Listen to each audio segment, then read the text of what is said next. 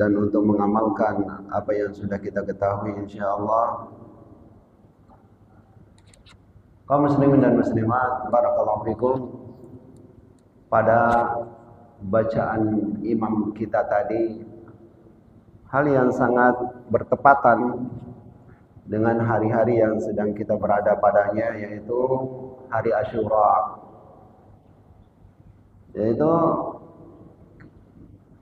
tersebutnya di ayat-ayat tersebut tentang kaum Yahudi dan juga kisah Nabi Musa alaihissalam bersama Bani Israel. Hari ini kalau bagi Muhammadiyah sudah 10 Muharram. Sedangkan keputusan dari Kemenak hari ini 9 Muharram. Besok baru 10 Muharram. Ala kulli hal, atau segala halnya, Nabi sallallahu alaihi wasallam ditanya, suila an-Nabi sallallahu alaihi wasallam an shaumi yaumi Asyura. Beliau sallallahu alaihi wasallam ditanya tentang puasa hari Asyura. Yang mana hari Asyura tersebut adalah 10 Muharram. Maka Nabi sallallahu alaihi wasallam menyebutkan, ahtasibu ala Allah annahu yukaffiru as-sanata al-madiyah. Saya berharap kalau Nabi sallallahu alaihi wasallam mengatakan demikian, tentunya beda kalau kita mengatakan menurut saya, beda dengan Nabi yang mengatakan menurut saya. Dan saya berharap kepada Allah bahwa puasa hari Asyura tersebut menghapus dosa 1 tahun yang lalu. Ketika Nabi ditanya tentang Shaum Yaum Arafah, puasa hari Arafah, beliau menyebutkan menghapus dosa 2 tahun. Sedangkan puasa Asyura menghapus dosa 1 tahun. Itu pun sangat lumayan. Sudah sangat lumayan. Dosa kita ini dihapus 1 hari saja, sudah keberuntungan bagi kita. Karena dalam 1 hari saja berapa dosa yang kita lakukan. Apalagi amalan yang bisa menghapus dosa 1 pekan, apalagi 1 bulan, ini 1 tahun, alhamdulillah. Ini pahala yang sangat besar yang seharusnya jangan kita lewatkan, karena tidak setiap hari seperti ini. Ya, jadi kalau menurut Muhammadiyah hari ini sudah 10 Asyura. Kalau keputusan Kemenak, Kementerian Agama, besok baru 10 Asyura.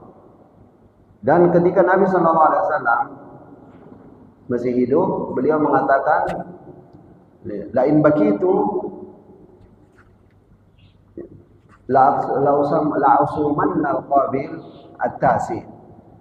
Andaikan nanti saya masih hidup tahun depan, saya akan melakukan puasa di tanggal 9 yang kemudian disebut Tasu'ah.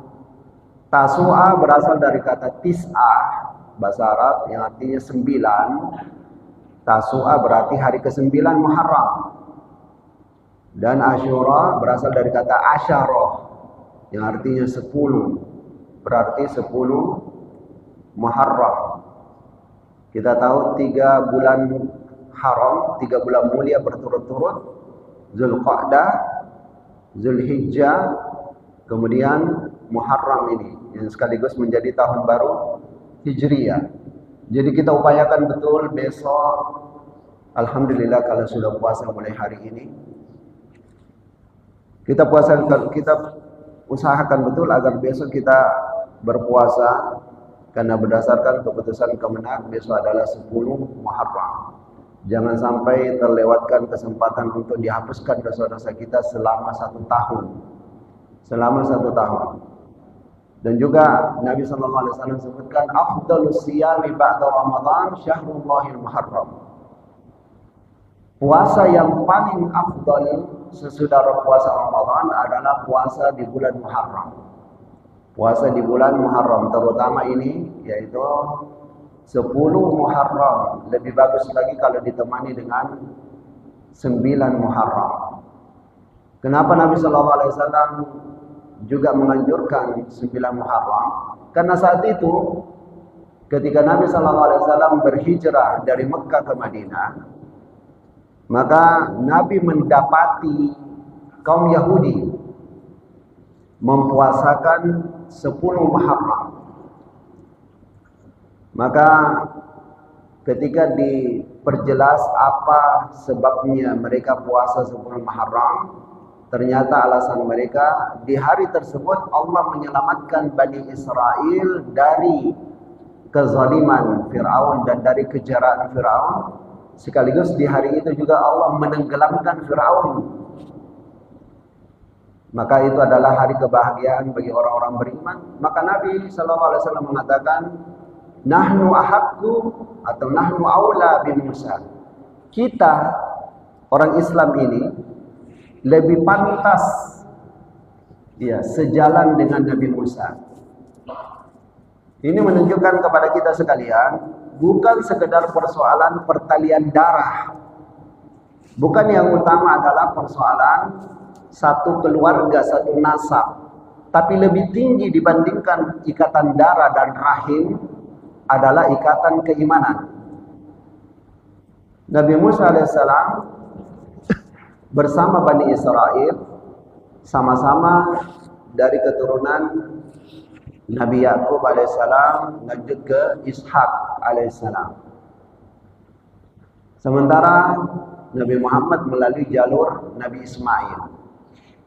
Namun kata Nabi Muhammad SAW tentang Nabi Musa, diselamatkannya Nabi Musa alaihissalam dari kejaran Fir'aun dan ditenggelamkannya Fir'aun.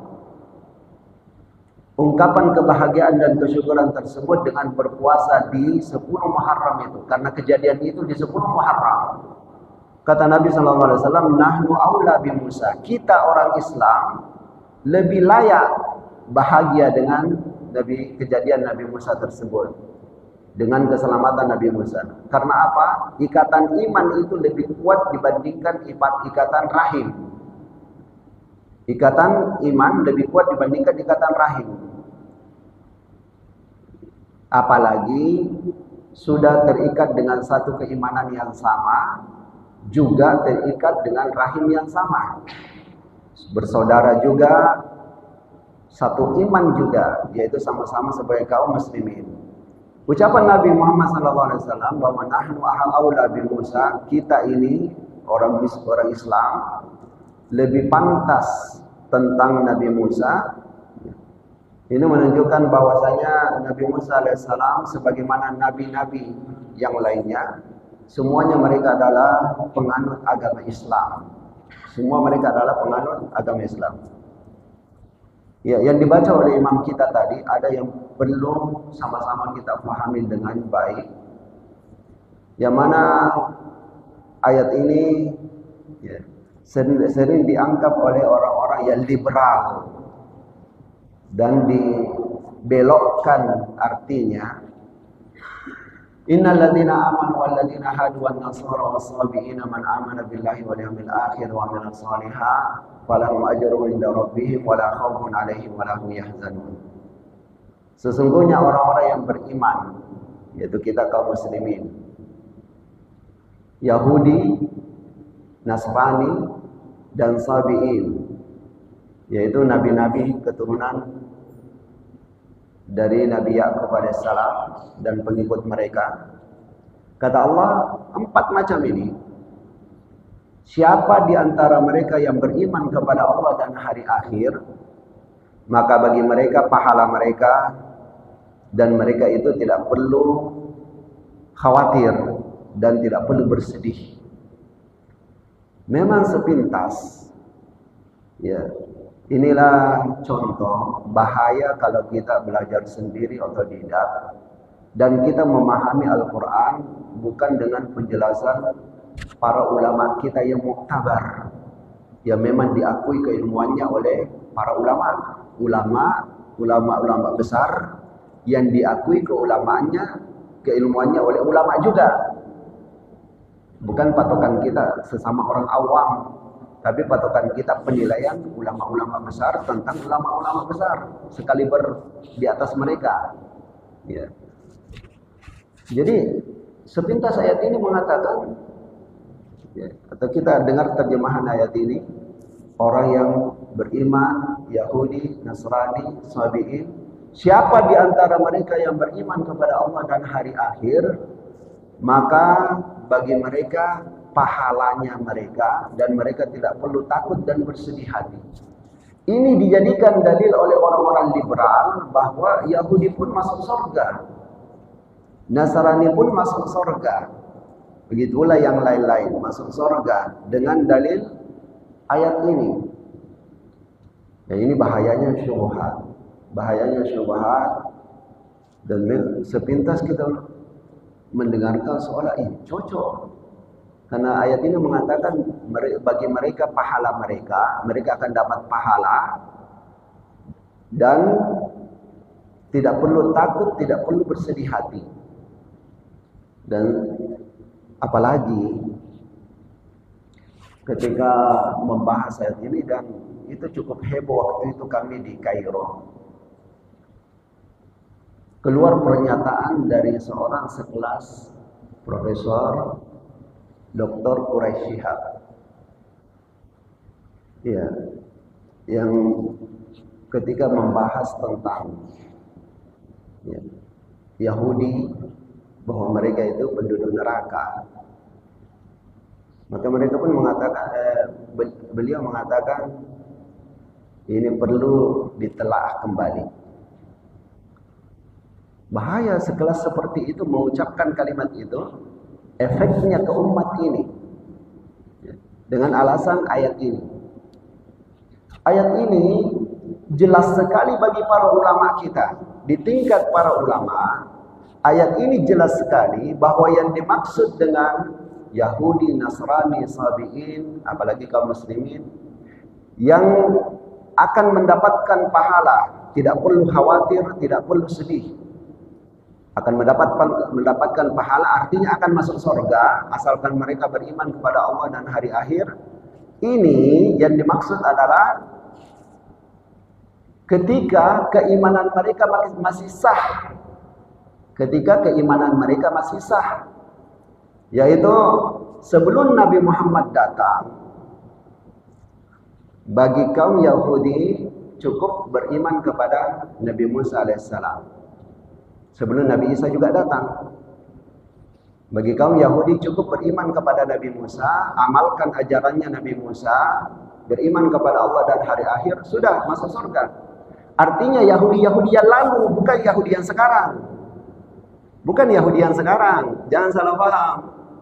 Ya. Ayat ini yang berbicara tentang Yahudi akan masuk surga juga, Yahudi yang lalu. Ya. Dan Yahudi yang lalu itu yang mereka anut Islam. Yahudi sebagai keturunan, tapi agama yang mereka anut, yang mereka amalkan adalah Islam, ajarannya Nabi Musa alaihissalam. Begitu juga setelah kemudian datang Nabi Isa sesudah Nabi Musa. Nabi Isa alaihissalam mengajarkan dan berdakwah kepada mereka, yang mengajarkan keimanan. Semua yang beriman kepada Nabi Isa, ya, beriman kepada Nabi Isa alaihissalam, mengamalkan ajaran beliau, maka masuk surga. Itu jelas, jelas. Tapi sesudah Nabi Muhammad SAW datang, semua mereka Yahudi maupun Nasrani harus beriman kepada Nabi Muhammad. Apalagi memang di Taurat maupun Injil, ajaran Nabi Musa maupun Nabi Isa telah mengabarkan tentang kedatangannya Nabi Muhammad SAW. Mereka sudah tahu, bahkan sejak Fir'aun, zaman Fir'aun itu sudah tahu. Ya, zaman Heraklius, ya, zaman Heraklius itu sudah tahu tentang kedatangan Nabi Muhammad sallallahu alaihi wasallam. Ya, makanya Nabi sallallahu alaihi wasallam sebutkan dengan tegas di dalam hadis beliau, "Walladzi nafsi biyadi." Ya, saat itu Umar bin Khattab radhiyallahu anhu memegang lembaran Taurat. Lembarannya tentunya bukan dari kertas ya. Dulu itu masih pelepah-pelepah korma atau tulang-tulang pipih yang dibuat tulisan di situ, atau batu-batu yang pipih di situ ditulis. Ketika Nabi SAW melihat Umar bin Khattab radhiyallahu anhu memegang lembaran Taurat berupa pelepah kurma, Maka Nabi SAW memerah muka beliau. Memerah muka beliau. Ya. Ya. Lantas Nabi mengatakan, "Mutahawikuna anta ya ibn al-Khattab." Apakah kamu orang bimbang, wahai Ibnu Khattab? Nabi panggil dengan Ibnu Khattab. Ini kalimat marah. Nabi marah kepada Umar. Lalu Nabi katakan, "Walladzi nafsi biyadi," demi Allah yang jiwaku di tangannya. "Lau kana Musa hayyan lama wasi'ahu ila tibai." Bahkan andaikan pun Nabi Musa masih hidup sekarang, tidak ada jalan bagi dia selain ikuti saya. Artinya sesudah saya diutus, jangankan umatnya, bahkan Nabi Musa alaihissalam, andaikan beliau masih hidup, tidak ada jalan bagi beliau selain mengikuti aku. Karena yang berlaku syariatnya Nabi Muhammad. Yang lain itu, syariat-syariat yang lain kan dalam masalah akidah seragam. Para Nabi dan Rasul dalam persoalan akidah itu seragam. Hanya ada perbedaan di hukum-hukum syariat. Hukum syariat yang sejak zaman Nabi Muhammad, yang cocok adalah syariatnya Nabi Muhammad. Maka Nabi SAW menegur keras Umar bin Khattab radhiyallahu anhu di saat tersebut. Lalu Umar radhiyallahu anhu pun menampakkan penyesalan beliau. Ya, beliau pun bertobat kepada Allah Subhanahu wa taala. Di hadis yang lain Nabi mengatakan, "La yasma'u bi Yahudiyyun wala Nasraniyyun." Semua Yahudi yang sudah sempat mendengarkan tentang kedatanganku dan semua Nasrani yang sudah sempat mendengarkan tentang kedatanganku, walam yu'min billazi ursiltu bihi, lantas tidak beriman dengan risalahku, ajaran Islam yang dibawa oleh Nabi Muhammad, ya, maka mereka adalah penduduk neraka. Maka mereka adalah penduduk neraka. Jelas, tegas bahasa Nabi SAW. Ya, ketika Nabi SAW berhijrah ke Madinah, beliau mendapati ternyata orang-orang Yahudi mempuasakan 10 Muharram sebagai kebahagiaan dan kesyukuran mereka atas selamatnya nenek moyang mereka dari kalangan Bani Israel dan juga Nabi Musa alaihissalam. Maka Nabi Muhammad SAW mengatakan, "Nahnu aula bi Musa." Kita kaum muslimin lebih layak tentang Nabi Musa. Karena kita diikat dengan keimanan yang sama. Berbeda mereka Yahudi, sekedar diikat dengan tali keturunan, tapi tidak memiliki keyakinan yang sama. Apa memang efek daripada ini? Orang yang memiliki tali keturunan yang sama, tapi beda keyakinan, tempatnya di akhirat nanti beda. Di dunia ini cuma sementara. Anggap 50 tahun sama-sama, 60 tahun sama-sama. Di akhirat abadi. Maka persaudaraan yang lebih hakiki adalah persaudaraan keimanan yang benar. Makanya Nabi SAW mengatakan, "Nahnu aula bi Musa." Kita yang lebih pantas dengan Nabi Musa alaihissalam. Lalu Nabi SAW pun menyebutkan supaya beda. Dan Nabi memang suka beda dengan Yahudi dan Nasrani. Kenapa Nabi suka demikian? Karena Allah Subhanahu wa taala telah menyinggung bahwa Yahudi ini maghdubi alaihim, sedangkan Nasrani ini dhalin. Setiap sholat, setiap rakaat kita membaca ihdinas siratal mustaqim, tunjukilah kami jalan yang lurus. Siratal ladzina an'amta alaihim, jalan orang-orang yang kau beri nikmat. Ghairil maghdubi alaihim, bukan jalannya orang-orang yang kau murkai, yaitu Yahudi. Ya, walad dhalin, dan bukan pula orang-orang yang sesat, yaitu Nasrani. Jadi setiap rakaat, bukan sekedar setiap sholat, setiap rakaat kita berlindung kepada Allah dari jalan mereka. Makanya Nabi suka beda. Ya. Tidak mau satu jalan dengan mereka. Maka Nabi mengatakan, la in bakitu la asumanna al-qabil, atau la in bakitu ila al-qabil la asumanna at-tasih. Andaikan saya masih hidup, nanti tahun depan saya akan puasakan juga 9 Muharram agar beda Kalau mereka cuma 10 Muharram, kita 9 dan 10. Kenapa Nabi mengatakan nanti tahun depan? Karena waktu beliau berbicara 9 Muharram sudah lewat. Jadi beliau cuma mempuasakan dengan para sahabat 10 Muharram juga sebagaimana Yahudi. Nah, walaupun juga di sisi lain di tengah-tengah orang yang mengaku sebagai umat Islam juga ada juga membesarkan 10 Muharram tapi bukan sebagai hari kebahagiaan dan keselamatan, tapi hari kecelakaan dan musibah, yaitu kaum Syiah. Mereka juga mengadakan besar-besaran di Iran, Karbala, ya. Di mana mereka di situ ya sangat berlebihan melakukan ritual-ritual sampai ya melukai diri dengan alasan ikut merasakan kesedihan terbunuhnya Hussein. Betul, kita sebagai umat Islam sedih cucunya Nabi sallallahu alaihi wasallam Hussein terbunuh.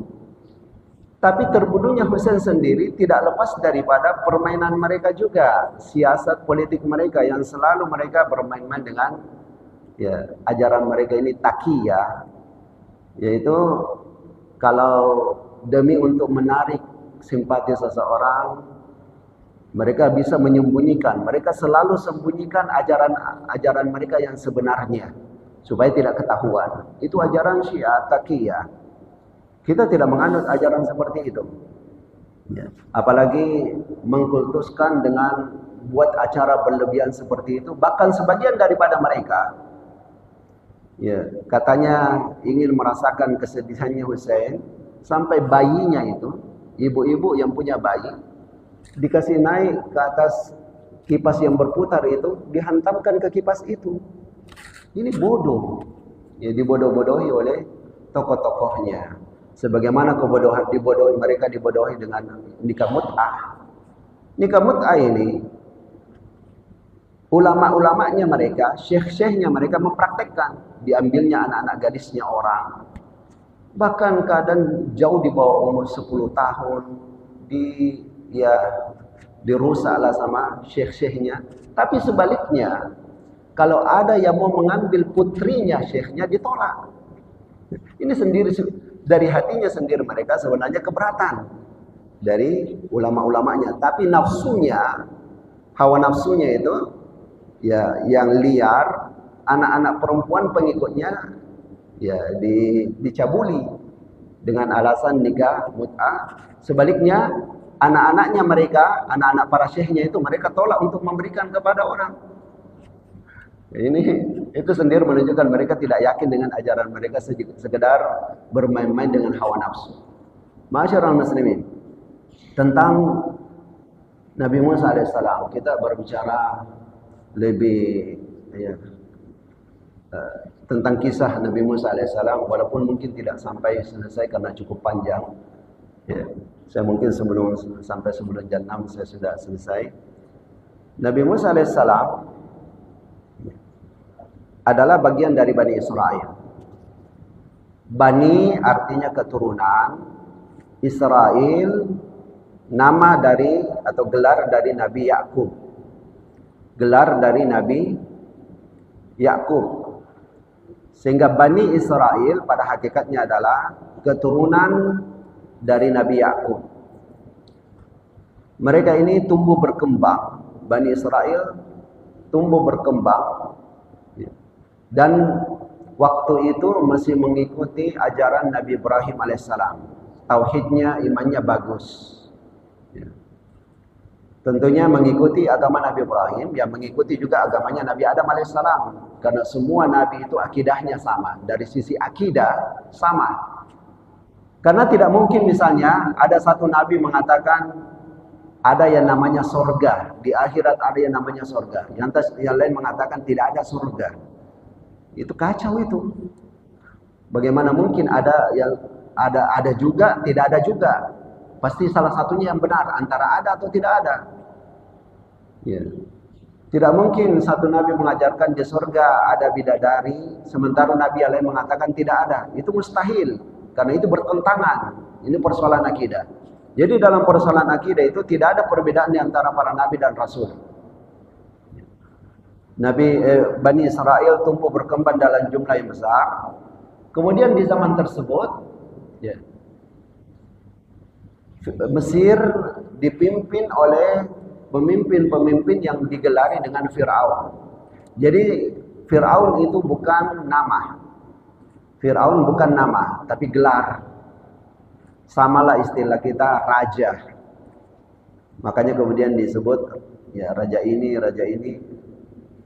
Beliau jadi Fir'aun itu gelar, bukan nama. Sebagian mengatakan dia adalah Ramses II. Ya.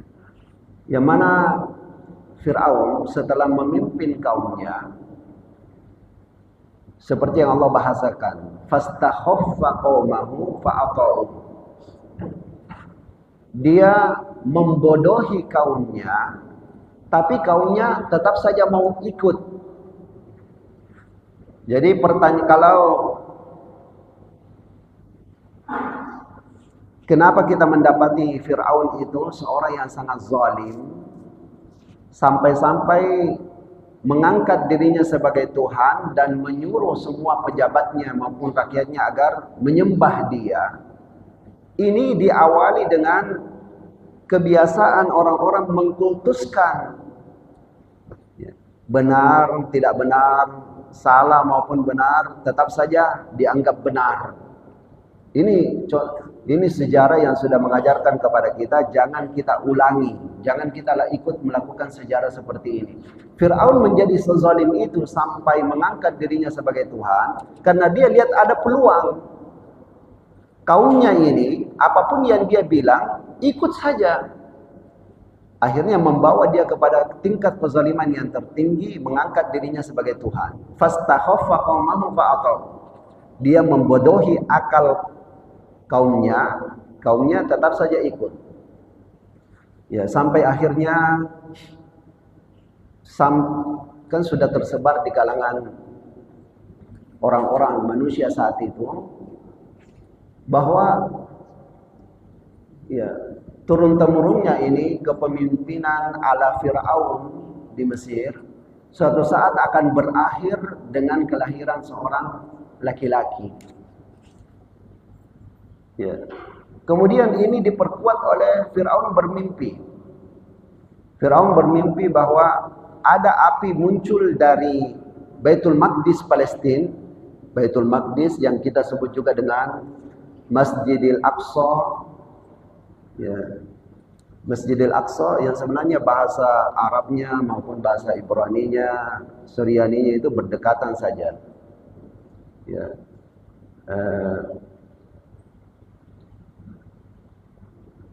Bait Mikdas. Ya. Kalau bahasa Ibraninya itu Mikdas. Bahasa Arabnya Maqdis atau Aqsa. Itu satu kata yang sama. Perhatikan Qaf, Shad. Qaf, Shad, dan di belakangnya itu alif mamdudah. Ya. Alif maksura. Aqsa. Maqdis, ya. Mikdas, kata-kata yang serupa. Fir'aun bermimpi ada api muncul dari Baitul Maqdis, lantas terbang menuju ke istananya di Mesir dan membakar istananya. Ya. Maka kemudian ia bermusyawarah dengan orang-orang dekatnya. Akhirnya dia pun mengambil keputusan. Ya, semua wanita yang hamil, karena disampaikan kepada Fir'aun bahwa akan muncul anak laki-laki, sebagaimana yang sudah tersebar sebelumnya, ditambah lagi mimpinya, akan muncul anak laki-laki yang setelah dewasanya nanti, dialah yang akan menghancurkan kerajaan Fir'aun. Maka Fir'aun perintahkan, bunuh semua anak laki-laki di hadapan ibunya. Ya, ini sadisnya ya. Semua anak laki-laki yang lahir itu bunuh di hadapan ibunya. Jadi selalu ada pemeriksaan wanita-wanita yang hamil dari Bani Israel. Karena asal mimpinya ini Ya, api ini dari Palestina. Di situ waktu itu banyak dari Bani Israel. Bunuh semua anak laki-lakinya, perempuannya biarkan hidup. Maka secara otomatis pasti yang akan tumbuh berkembang ini perempuan. Karena laki-laki pada dibunuhi. Anak laki-laki pada dibunuhi, anak perempuan dibiarkan hidup. Di tahun pertama dilaksanakan itu. Di tahun berikutnya orang-orang dekatnya Fir'aun mengatakan, kalau begini terus yang kita lakukan, akhirnya kita akan kehilangan budak-budak laki-laki. Karena Bani Israel itu diperbudak oleh Fir'aun di Mesir. Fir'aun kan posisinya di Mesir. Bani Israel yang berada di bawah kerajaan mereka termasuk yang ada di Mesir. Dan ini yang menjadi pejabat-pejabatnya saat itu adalah orang-orang Kipti. Sampai sekarang orang Kipti ada dan mereka mayoritasnya mereka itu beragama Nasrani di Mesir. Sekitar 3%. Hanya sekitar 3% sekarang di Mesir ya, orang-orang Nasrani. Orang-orang Kipti ya, beragama Nasrani. Jadi orang-orang dekatnya Fir'aun menyampaikan, kalau kita bunuhi semua anak laki-laki, suatu saat kita akan kehabisan tenaga laki-laki. Budak-budak laki-laki kita kehabisan. Akhirnya bagaimana? Kalau begitu bagaimana? Kita bikin tahun berganti tahun. Yakni tahun ini dibolehkan lahir. Anak yang lahir tahun ini laki-laki boleh tumbuh berkembang. Supaya nanti ini jadi calon-calon budak ini. Calon-calon budak. Tahun berikutnya bunuh semua. Jadi ada musim. Musim izin lahir, musim dibunuh, tidak diizinkan lahir. Atau tidak diizinkan hidup. Begitulah. Lalu kemudian istrinya Imran. Beliau juga keturunan daripada Nabi Ibrahim. Keturunan Nabi Ishaq. Hamil di tahun itu. Hamil di tahun pertama dan melahirkan di waktu yang diizinkan untuk hidup. Lahirlah Nabi Harun. Nabi Harun. Jadi Nabi Harun itu kakak dari Nabi Musa. Bukan adik. Kakak dari Nabi Musa. Lahir Nabi Harun di tahun yang bayi-bayi yang lahir dari Bani Israel diizinkan hidup. Dibiarkan. Ternyata setelah lahir Nabi Harun, ibunya hamil lagi. Produktif ini. Ya, produktif. Hamil lagi.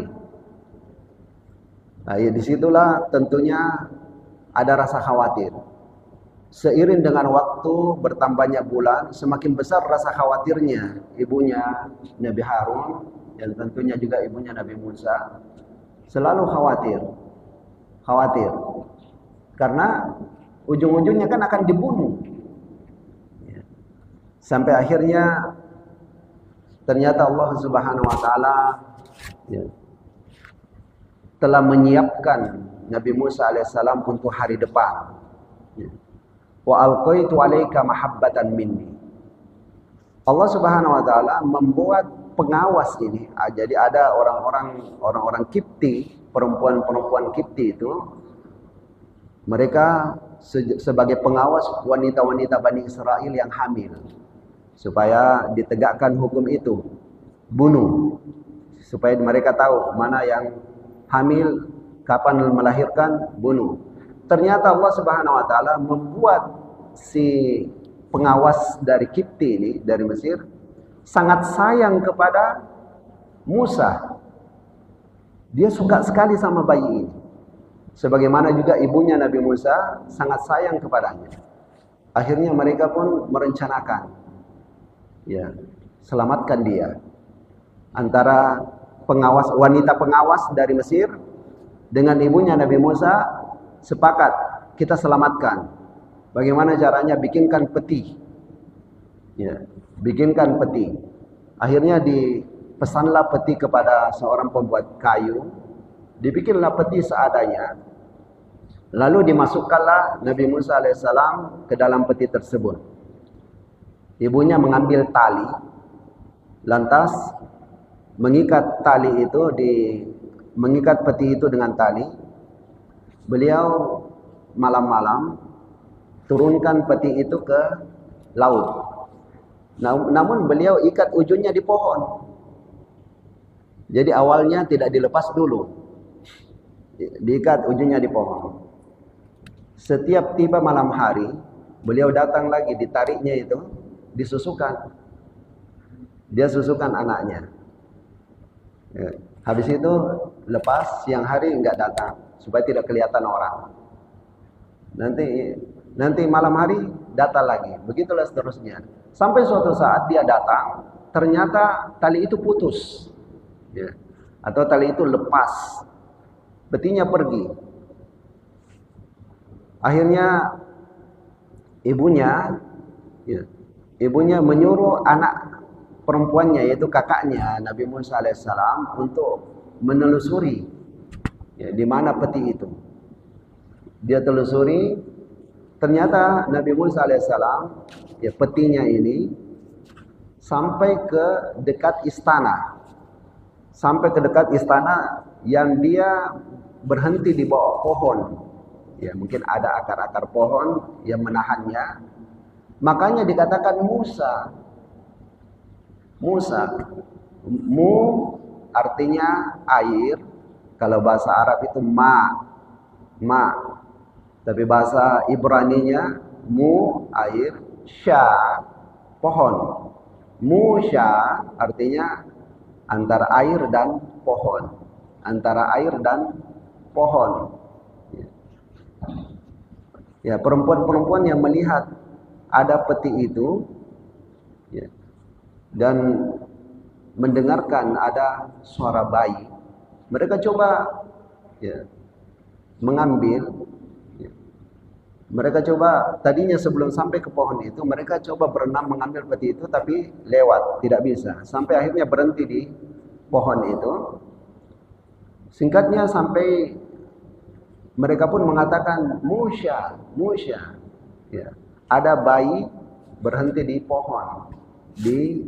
pohon yang ada di laut. Maka kemudian berita itu sampai kepada keluarga Fir'aun. Diambillah oleh istrinya Fir'aun yang bernama Asia.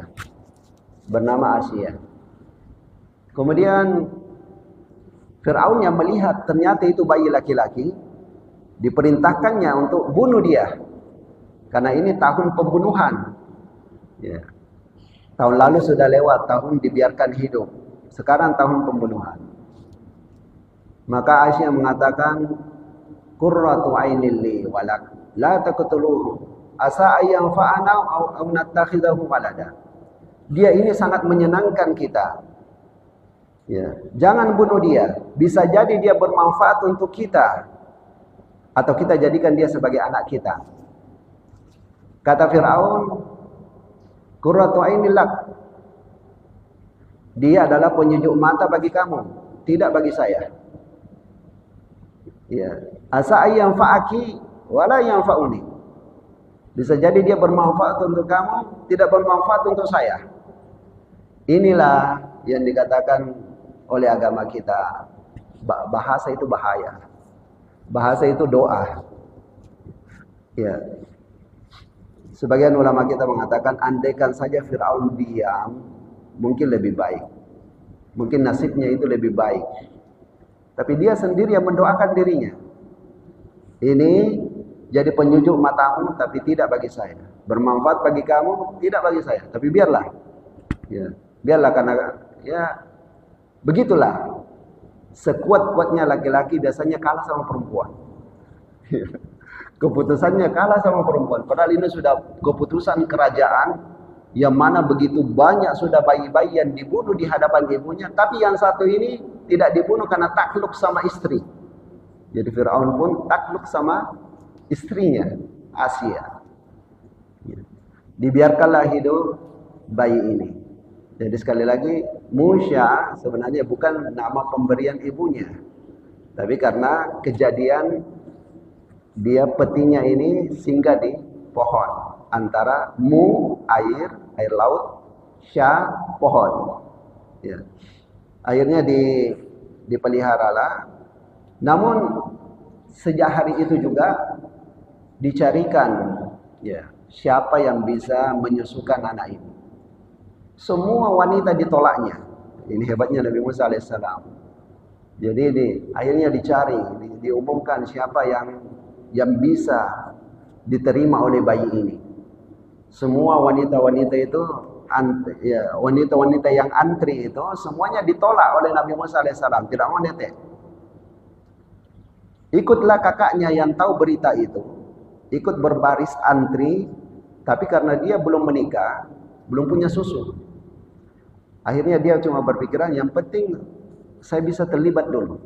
Ya, setidaknya sebagai pengasuh itu kesempatan untuk berbicara.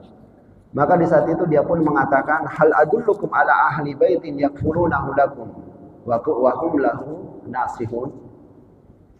Setelah dia nampak bahwa dia ini pandai mendiamkan anak ini, dia pun mengatakan, boleh saya ajukan, ya, saya mengajukan bahwa ada satu keluarga di sana itu yang nampaknya dia akan peduli sama bayi ini. Maka dicurigai, jangan-jangan mereka lah itu keluarganya bayi ini. Jangan-jangan mereka lah keluarganya. Kata kakaknya, bukan. Cuma saya lihat mereka itu orang-orang yang tulus, penyayang. Ya, ini bohong ya sebenarnya. Ini contoh bohong yang dibolehkan. Karena kalau tidak bohong, dibunuh. Dan memang ada bohong yang dibolehkan. Tidak, mereka itu orang-orang yang tulus. Cuma miskin sekali, paling miskin di kampungnya itu. Saya lihat mereka itu ya gampang menangani bayi. Pintar menangani bayi. Akhirnya disetujui oleh Asia. Ya, dipanggillah keluarganya Nabi Musa, terutama ibunya, datanglah. Begitu digendong oleh ibunya ini, diteteki langsung mau, langsung disambut. Ya. Bahkan Allah bahasakan di dalam Al-Quran, saking bahagianya ibunya, in kadat latubdi bihi laula arrabatana qalbiha litakuna minal mu'minin. Hampir saja dia ungkapkan kegirangannya. Anakku. Hampir saja lepas ibunya ini saking bahagianya. Saking bahagianya itu hampir lepas dia ucapkan. Tapi kata Allah, kami ikat hatinya. Supaya dia benar-benar yakin, ditenangkan. Akhirnya dia tidak jadi mengungkapkan, dia teteki. Akhirnya kata keluarga kerajaan Asia, kamu tinggal di sini, kamu tinggal di istana, kerjamu ini ya susukan anak ini, dan bagimu ya gaji terserah mau berapa, terserah berapa gajimu, dan kamu akan dibantu oleh para pelayan. Kata ibunya ini, Nabi Musa, saya punya suami dan saya punya rumah. Saya tidak mau pindah dari rumah saya karena ya bayi ini. Maka dua pilihan bagi Anda. Antara ya saya tidak susukan, atau bayi ini ikut ke rumah saya. Saya pelihara di sana. Tentu tidak ada pilihan lain karena bayi ini menolak semua ibu-ibu susuan yang lain. Cuma ini yang dia mau. Jadi akhirnya disetujui oleh Asia. Asia wanita yang mulia, wanita yang beriman, yang ya menyembunyikan keimanannya kepada Allah. Akhirnya dibawalah bayi ini pulang, dapat gaji yang besar. Jadi begitulah seorang yang Allah Subhanahu wa taala hendak muliakan, bahkan di tingkat kerajaan pun yang menjadi lawan akan ditundukkan oleh Allah. Akan ditundukkan oleh Allah. Seorang bayi yang seharusnya inilah yang ditarget, inilah yang dicari-cari sehingga dibunuh semua bayi-bayi, justru ini yang dimuliakan. Sampai-sampai keluarga Nabi Musa, orang tua mereka yang tadinya paling miskin di kampungnya menjadi yang paling kaya. Dimewakan bangunan mereka, diberikan bantuan, gaji yang besar setiap waktu.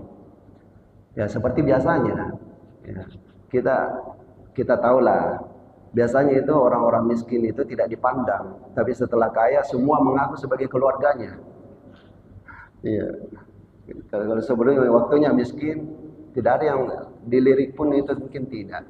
Tapi begitu kaya, semua mengaku keluargaku itu. Atau datang ke dia, diingat gak, pernah gak ada hubungan keluarga kita itu. Gitu ya. Biasanya zaman sekarang begitu. Ini keluarganya Nabi Musa tadinya paling miskin menjadi paling kaya di kampungnya. Begitulah beliau dipelihara sampai akhirnya sudah besar, dibawalah ke istananya Firaun. Di antara kejadian yang pernah terjadi, ya, ketika dipanggil di masa remajanya ini, masa kanak-kanaknya, balita lah, Nabi Musa ini dipanggil, menyenangkan dipanggil oleh Firaun, mendekatlah Musa, ditariknya jenggotnya Firaun sampai lepas berapa lembar. Kita tahu kalau satu lembar saja itu tidak sakit, tapi kalau dua lembar itu sudah sakit itu. Apalagi langsung beberapa lembar, di riwayat disebutkan 5 lembar tercabut. Marah Firaun, bunuh dia. Ini kayaknya bahasa kita itu, ini kayaknya yang mau hancurkan kerajaanku ini. Bunuh dia. Kata Asia, tidak, dia anak kecil belum paham. Tidak, memang sudah emosi Firaun, bunuh dia. Akhirnya Asia bilang, begini kita tes, coba. Ini jamar, ini tamar.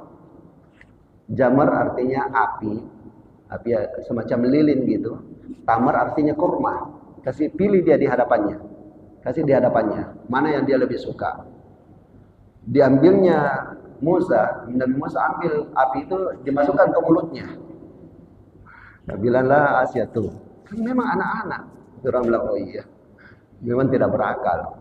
Itulah sebabnya ketika kemudian setelah dewasa, Allah Subhanahu wa taala setelah menjadikan Musa sebagai Nabi Musa, Allah suruh pulang kembali ke Firaun, dakwahi Firaun.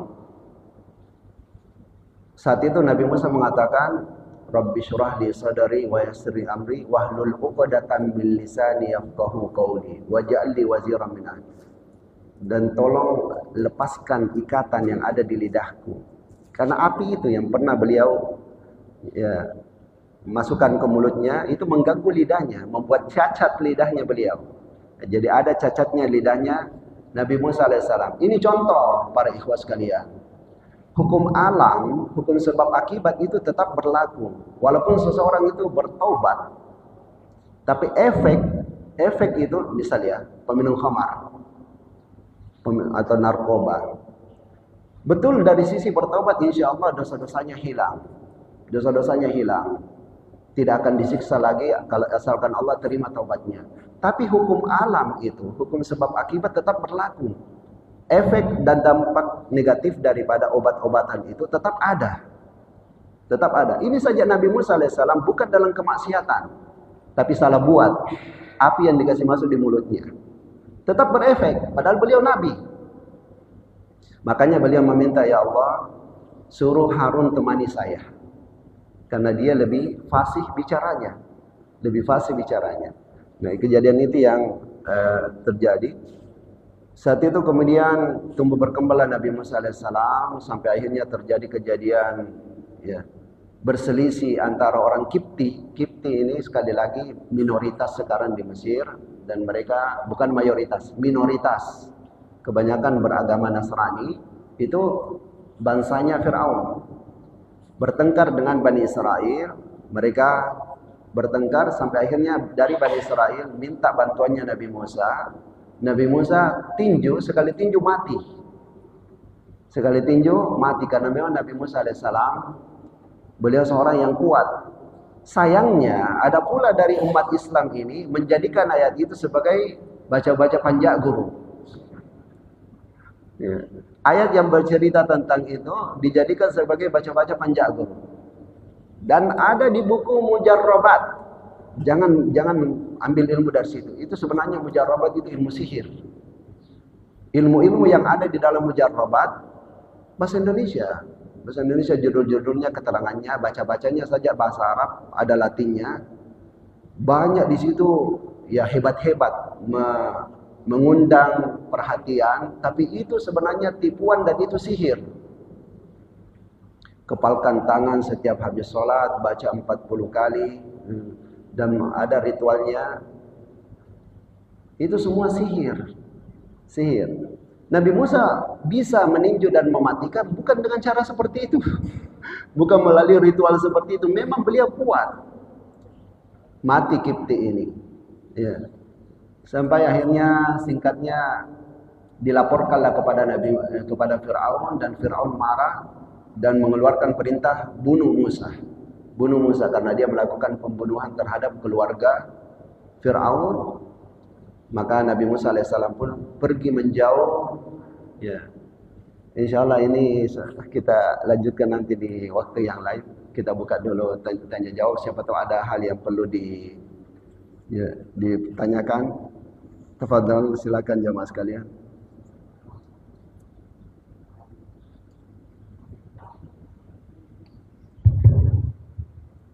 Assalamualaikum. Waalaikumsalam. Masalah puasa sunnah Muharram.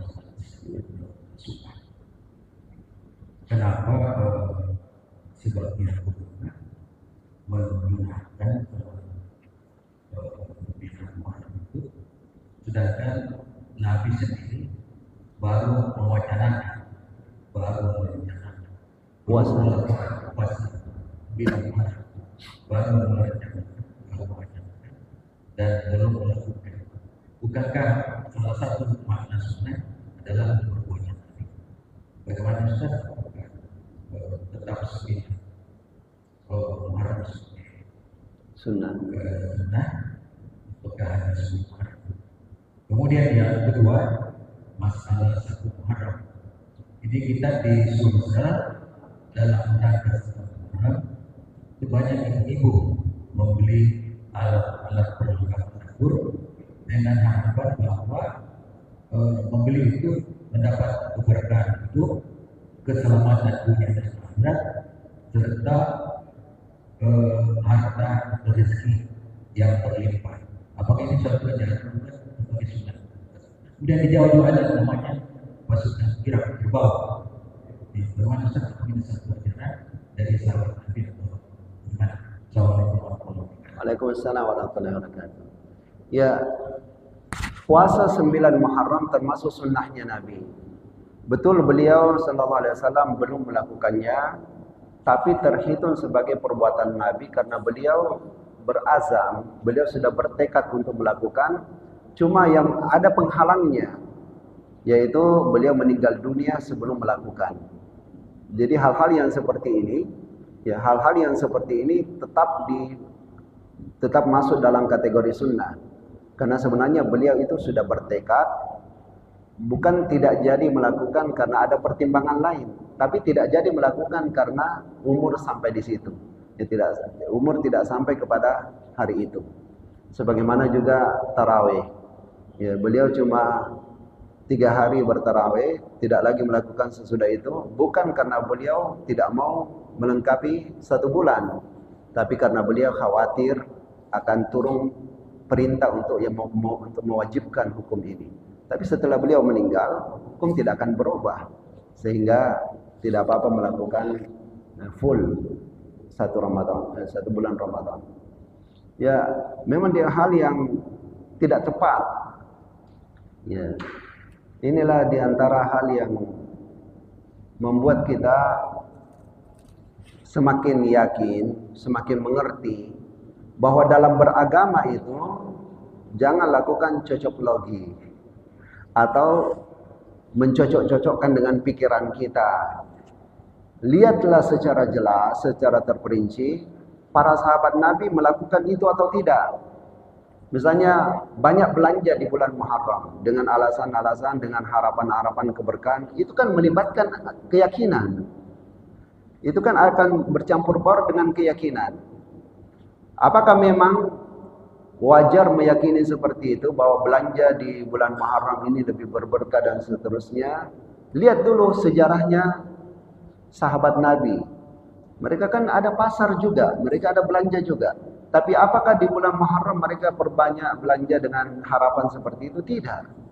Tidak pernah diriwayatkan oleh para ulama kita, ya, di tingkat ulama-ulama kita saja, tidak pernah diriwayatkan mereka melakukan hal itu. Beda kalau di kalangan sebagian ustadz, mungkin ustadz dengan suatu pemahaman tertentu mungkin terjadi, tapi bukan mereka yang kita pandang. Yang kita pandang itu adalah ulama-ulama besar dunia ini yang benar-benar dalam ilmunya tentang Quran dan Sunnah, tentang bagaimana sahabat Nabi itu beragama. Tidak ada mereka melakukan hal seperti ini. Tidak ada. Adapun juga yang ketiga, ya, sebagaimana juga ada yang melakukan mungkin sedekah laut, ya, dan semacam itu, semua jelas-jelas kesyirikan. Bukan lagi sunnah, jangankan sunnah, sedekah laut, atau kalau sampai keluarnya sapi yang kemudian dikatakan kiai, lalu tainya pun diperebutkan, ini ya sama dengan Fir'aun membodohi kaumnya. Ya, membodohi kaumnya. Kita manusia ini jelas lebih mulia dibandingkan semuanya, apalagi dibandingkan sapi. Nah, apalagi mau memperebutkan kotorannya. Ini keterlaluan, bahkan itu bagian dari kesyirikan. Bagian dari kesyirikan yang itu sangat berbahaya bagi akidah Islam kita. Ya. Wallahu a'lam. Ada yang lainnya?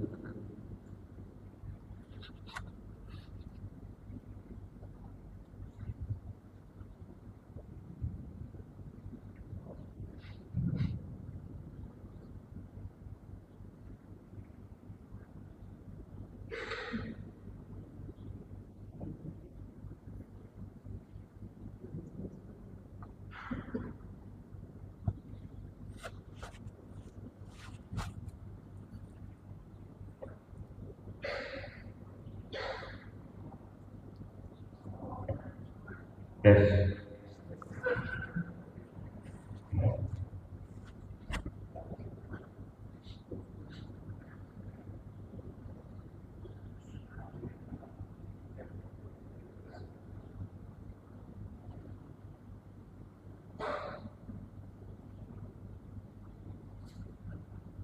Ya.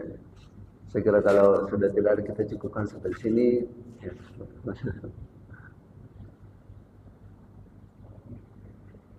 Ada, sudah. Bismillahirrahmanirrahim. Waalaikumsalam warahmatullahi wabarakatuh. Kami tertarik dengan apa yang Anda katakan pertama, bahwa para nabi itu tidak ada sama. Tentu lahirlah apa yang dikatakan neraka dan surga. Terus tadi tiap kita salat, kita membaca akidah di nanti kita selalu minta perlindungan itu dijauhkan daripada orang-orang yang sesat dan orang-orang yang berkait. Jadi adalah orang-orang yang berseladi dan Yahudi. Nah, ketika kita berbuat kebaikan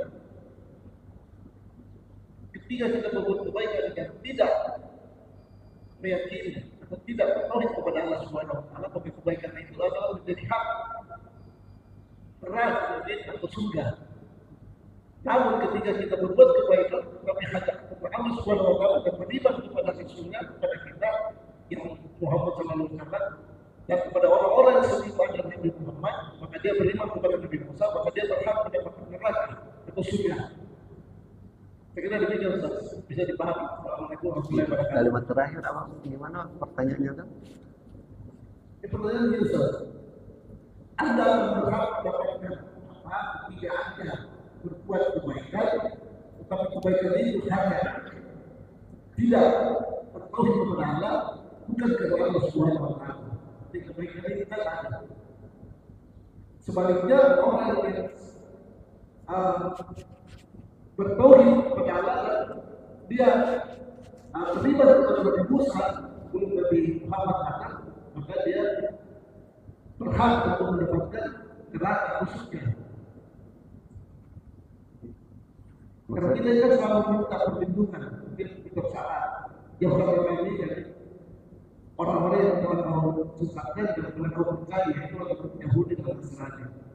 Yang jelas sekarang Yahudi Nasrani itu kita tidak akan minum pada mereka, tidak akan sama dengan dia. Namun kita, karena kita mendapatkan tauhid dari Allah Subhanahu kita sudah berbentuk dalam dan beriman kepada Rasulullah Sallallahu Alaihi Wasallam. Baik.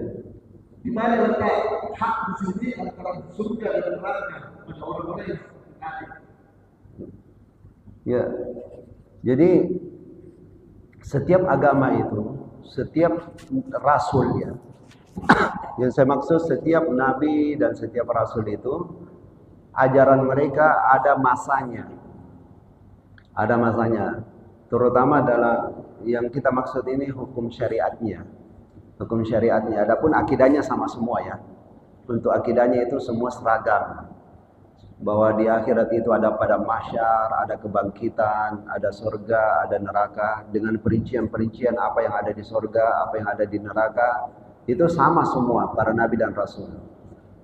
Tentang hukum syariatnya yang berbeda. Misalnya di kita dalam sholat kita ada bacaan Al-Fatihah. Umat-umat sebelumnya belum ada. Mereka belum ada punya bacaan Al-Fatihah. Dan hukum-hukum pelanggaran, apa hukumnya masing-masing, itu beda. Beda antara hukum kita dengan hukum mereka. Di syariat ini yang berbeda. Nah,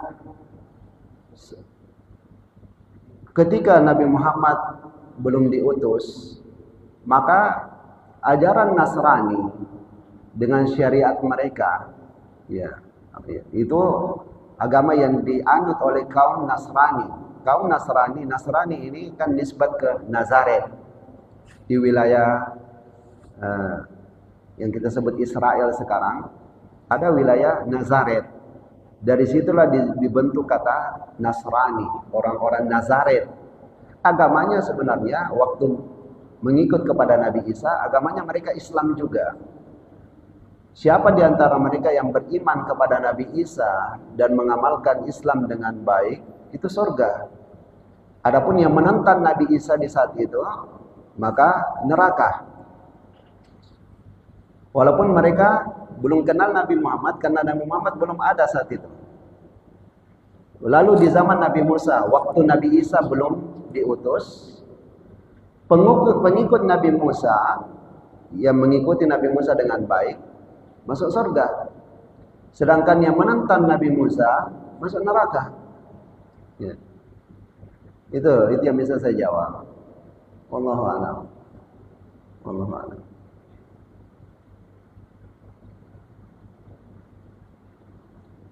Mungkin ini yang sempat kita kaji di pagi hari ini.